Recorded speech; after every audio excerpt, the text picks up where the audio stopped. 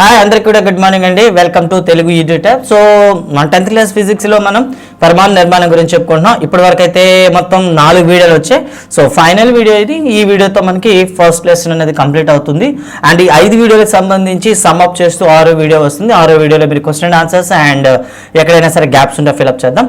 So ఈ రోజు అయితే మనకి 5th వీడియోలో మెయిన్ కాన్సెప్ట్ ఏంటంటే మనకి ఎలక్ట్రాన్ కాన్ఫిగరేషన్ అండి. ఓకేనా? సో మీరు కానీ ఫస్ట్ టైం కానీ మా ఛానల్ చూస్తున్నట్లయితే ప్లీజ్ సబ్స్క్రైబ్ చేసుకోండి. అదేవిధంగా కింద బిల్ ఐకాన్ని టచ్ చేయండి. చేసినట్లయితే మా అప్డేట్స్ వస్తూ ఉంటాయి. సో ఈరోజు అయితే మన టాపిక్ ఏంటంటే ఎలక్ట్రాన్ కాన్ఫిగరేషన్ అండి. దీన్నే మనం ఏమంటామంటే ఎలక్ట్రాన్ విన్యాసం అని పిలుస్తాం. ఓకే, సో ఈ ఎలక్ట్రాన్ విన్యాసం గురించి మనం ఈరోజు ఒకసారి షార్ట్గా ఒకసారి చూద్దామండి. సో ఎలక్ట్రాన్ విన్యాసం అంటే ఏంటి? ఫస్ట్ ఆఫ్ ఆల్ దీని గురించి మనకి ఐడియా ఉండాలి. ఎలక్ట్రాన్ విన్యాసం అంటే ఒక పరమాణువులో ఎలక్ట్రాన్లు అనేవి ఏ విధంగా పంపకం చేయబడ్డాయి, అంటే ఎలక్ట్రాన్ అనేవి ఏ ఆర్బిట్లో ఏ విధంగా వాటిని అమర్చబడింది అనే మొత్తం సమాచారం తెలియపరిచేదే ఎలక్ట్రాన్ విన్యాసం అనమాట.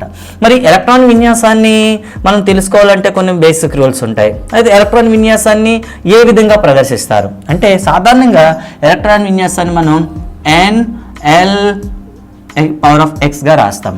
ఇక్కడ ఒక్కో దానికి ఒక్కో ప్రత్యేకత ఉంటుంది. N అంటే మనకు తెలుసు కదా, ప్రధాన క్వాంటం సంఖ్య. సో N అనేది మనకి ప్రధాన క్వాంటం సంఖ్యను మనకు సూచిస్తుంది అనమాట. సో అలా అనుకుంటే L అంటే మనకు తెలుసు కోణీయ ద్రవ్యవేగ క్వాంటం సంఖ్య. కోణీయ ద్రవ్యవేగ, సో ఇది కోణీయ ద్రవ్యవేగ క్వాంటం సంఖ్య అవుతుంది. అండ్ అదేవిధంగా X అనేది ఆ ఆర్బిట్లో ఉండేటటువంటి ఎలక్ట్రాన్ల సంఖ్యను సూచిస్తుంది అనమాట. ఇది ఎలక్ట్రాన్ల సంఖ్య.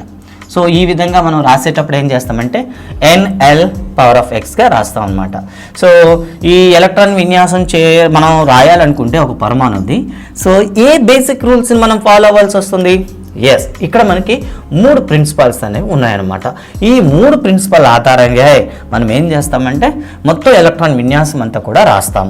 సో ఈ 3 ప్రిన్సిపల్ని అవి ఫాలో అవుతున్నాయా లేదా చెక్ చేయడం కూడాను మనం కాస్త ఆలోచిస్తూ కాన్షియస్లో ఉంటూ రాయాల్సి ఉంటుంది. సో ముందుగా చూద్దాం ఆ 3 ప్రిన్సిపల్స్ ఏంటంటే. మూడవది వచ్చేసి మనకి హుండు నియమం అని పిలుస్తాం.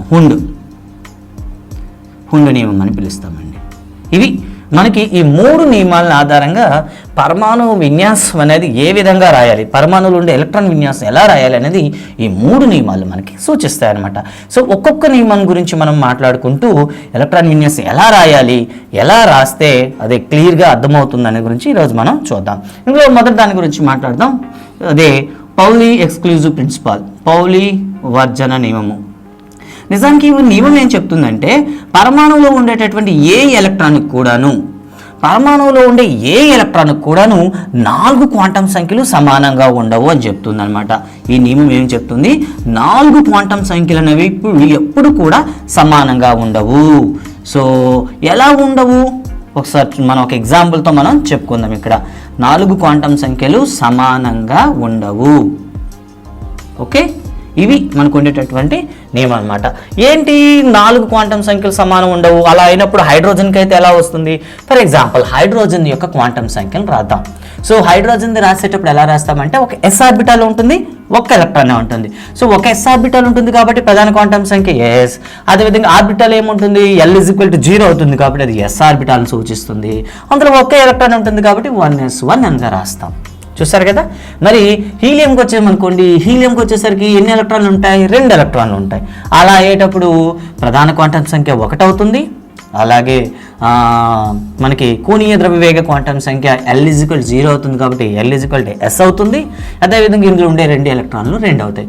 అలా అయినప్పుడు ఒకే ఆర్బిట్లో 2 ఎలక్ట్రాన్లు మరి ప్లేస్ చేశారు, వాటి యొక్క క్వాంటం సంఖ్యలు అనేవి ఈక్వల్గా ఉండవా? ఎస్, ఇక్కడ డౌట్ వస్తుంది.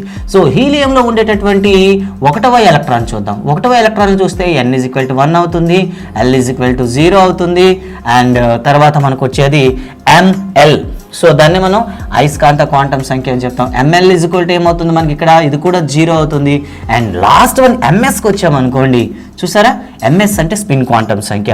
సో మొదటిది మనకి క్లాక్ వైజ్ తిరుగుతుంది కాబట్టి ప్లస్ ఆఫ్ అంటాము. ఇక రెండవ ఎలక్ట్రాన్కి వచ్చేసరికి N = 1 అవుతుంది, L = 0 అవుతుంది. అండ్ ML = కూడా మనకి 0 అవుతుంది. అండ్ MS అనేది ఏమవుతుందంటే ఇక్కడ కింద వైపున చూపిస్తాం. అంటే ఇది ఆపోజిట్ పొజిషన్లో తిరుగుతుందని చెప్తాం అనమాట. అంటే clock wise, anti clock wise. ఈ విధంగా చూడండి, హీలియం నుండి 2 ఎలక్ట్రాన్లకు చూస్తే 4 క్వాంటం సంఖ్యలు కూడా మీకు సమానంగా రాలేదు. దీన్నే మనం ఏమని పిలుస్తామంటే పౌలీ ఎక్స్క్లూజివ్ ప్రిన్సిపల్ అంటాం. బట్ ఇంకో విషయం ఇక్కడ చాలా ఇంపార్టెంట్ క్వశ్చన్ ఏంటంటే, ప్రతి ఆర్బిట్లో చిట్ట చివరిగా ఉండే ఆర్బిట్లో ఏదైతే చెప్పుకున్నామో ఆర్బిట్లో ఎన్ని ఎలక్ట్రాన్లు ఉంటాయి అని పూర్తి సమాచారం ఇచ్చేది మాత్రం మనకి పౌలీ ఎక్స్క్లూజివ్ ప్రిన్సిపలే. ప్రతి ఆర్బిట్లో మ్యాక్సిమం గరిష్టంగా 2 ఎలక్ట్రాన్లు ఉంటాయి అనే సమాచారం మాత్రం ఇచ్చేది మనకి పౌలీ ఎక్స్క్లూజివ్ మాత్రమే. గుర్తుంచుకోండి, ఒక ఆర్బిట్లో గరిష్టంగా 2 ఎలక్ట్రాన్లు మనమే పేర్చగలము. అందులో ఒకటి ప్లస్ ఆఫ్ గాను ఇంకోటి మైనస్ ఆఫ్ గాను వాటి స్పిన్ క్వాంటం సంఖ్య ఉంటుంది అనే సమాచారం ఇచ్చింది మనకి పౌలీ ఎక్స్క్లూజివ్ ప్రిన్సిపల్ అనమాట. ఇది మొదటి నియమం. అంటే ఎలక్ట్రాన్లు అనేవి ఏ 2 ఎలక్ట్రాన్లు కూడా 4 సమానమైనటువంటి క్వాంటం సంఖ్యలను కలిగి ఉండవు. ఈ నియమాన్ని మనం ఏమంటాం? పౌలీ ఎక్స్క్లూజివ్ ప్రిన్సిపల్ లేదా పౌలీ వర్జన నియమం అంటాం. ఓకేనా? సో నెక్స్ట్ రెండవ మనకి నియమం చూసుకుందాం. దాన్ని ఏమని రాసాం ఇక్కడ? హాఫ్ బౌ. దాన్ని ఏమంటాం? హాఫ్ బౌ ప్రిన్సిపల్. ఈ హాఫ్ బౌ ప్రిన్సిపల్ మనకి ఏం చెప్తుంది? అసలు ఇది ఏ భాషా పదం, దీని అర్థం ఏమిటి ముందుగా మనం తెలుసుకోవాలి. దీన్ని ఇంగ్లీష్లో మనం రాసేటప్పుడు AUF BAU, okay, AUF BAU అని రాస్తాం. హాఫ్ బౌ అని అంటాం. హాఫ్ బౌ అనేది నిజానికి ఇది ఒక జర్మనీ పదం. సో ఈ జర్మనీ పదం యొక్క అర్థం ఏమిటంటే ఊర్ధ్వ నిర్మాణము అని అర్థం వస్తుందన్నమాట. ఊర్ధ్వ నిర్మాణము. సో దీని అర్థం ఏంటి? మనకి ఊర్ధ్వ నిర్మాణము అని వస్తుంది అనమాట. మరి ఈ హాఫ్ ప్రిన్సిపల్ ఏం చెప్తుంది? అసలు పరమాణువులో ఈ ఎలక్ట్రాన్లు అనేవి ఏ విధంగా డిస్ట్రిబ్యూట్ అవుతాయి, అంటే అవి ఏ విధంగా మనం పేర్చాలి అని మనకి ఒక మౌలికమైనటువంటి కంప్లీట్ అనాలిసిస్ ఇస్తుంది అనమాట. పూర్తిగా దీని వివరణ గురించి ఈరోజు ఇక్కడ మాట్లాడుకుందాం. ముందుగా హాఫ్ ప్రిన్సిపల్ మనకి ఏం చెప్తుందంటే, ఏదైనా సరే ఒక ఆర్బిట్లో లేదా ఒక సెల్లో లేదా సబ్ సెల్లో, చూడండి ఇక్కడ 3 పదాలు వాడడం జరిగింది. First one cell. అంటే మనం సెల్ అంటే మనం ఏంటి? ప్రిన్సిపల్ క్వాంటమ్ నెంబర్ అని చెప్తాం. ఇక సబ్ సెల్ అనేసరికి మనం ఏం చెప్తాం? అది ఎస్ఆ, పీనా, డీనా, ఎఫ్నా అని చెప్తాం. ఈ సబ్ సెల్లో మనకుండే ఇంకా ఉపశక్తి స్థాయిల్ని మనం ఏమంటాం? ఆర్బిట్ అని పిలుస్తాం. ఆర్బిట్లో మ్యాక్సిమం 2 ఉంటాయని మనకు ఆల్రెడీ చెప్పేశారు.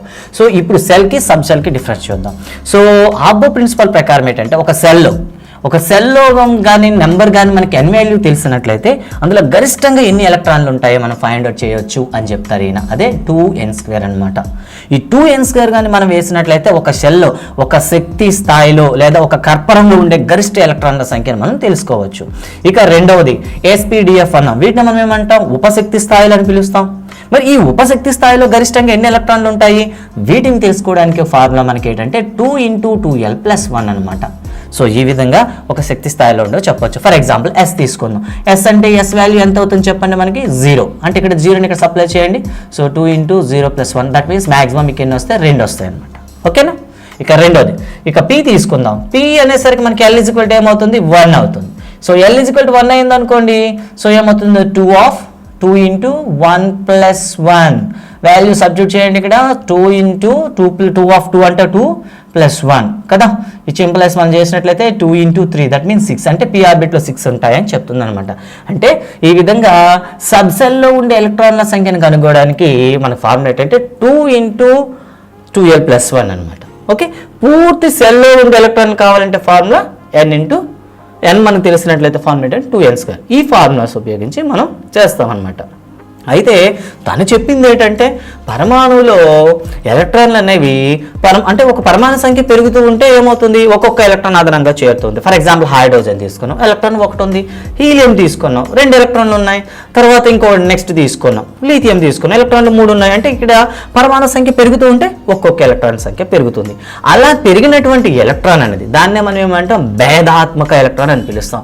ఈ భేదాత్మక ఎలక్ట్రాన్ ఏదైతే ఉందో ఇది ఏ కక్షలో ఎంటర్ అవుతుంది, ఏ సబ్ సెల్ ఎంటర్ అవుతుంది అని చెప్పడానికి ఆయన ఒక ఫార్ములా చెప్పాడు అనమాట. ఆయన చెప్పింది ఏంటంటే తక్కువ శక్తి ఉండేటటువంటి ఆర్బిట్లో ముందు ఎలక్ట్రాన్ చేరిన తర్వాతే హైయర్ ఎనర్జీలోకి వెళ్తుంది. అయితే మనం సైంటిస్టులం కాదు కదా, సో మనకి ఎలా తెలుస్తుంది? ఎలక్ట్రాన్ కాన్ఫిగరేషన్ రాసేటప్పుడు ఏమైనా బేసిక్ రూల్ ఉందా? ఎస్, ఒక రూల్ ఉందన్నమాట. ఆయన చెప్పిన కండిషన్ ఏంటంటే ఎప్పుడైనా సరే ఎలక్ట్రాన్ అనేది ఏ కక్షలోకి డిఫరెన్షియేట్ చేసేటటువంటి ఎలక్ట్రాన్ అనేది ఏ కక్షలోకి ఎంటర్ అవుతుంది అని చెప్పడానికి ఒక చిన్న క్లూ ఫార్ములా చెప్తారు. అదేంటంటే L+n వాల్యూ ఎప్పుడు కూడా డిఫరెన్షియేట్ చేసేటటువంటి ఎలక్ట్రాన్ అనేది L+N వాల్యూలోకి వెళ్తుంది. ఒక రెండు ఈక్వల్గా వచ్చేసాయి అనుకోండి, అప్పుడు ఏం చేస్తాము అంటే రెండు ఈక్వల్గా వచ్చేటప్పుడు N వాల్యూ దేనికైతే తక్కువ ఉంటుందో దానికి ఫస్ట్ ప్రయారిటీ ఇవ్వాలి. ఓకేనా? సో దీని మీద ఒకసారి ప్రాక్టీస్ చేద్దాం.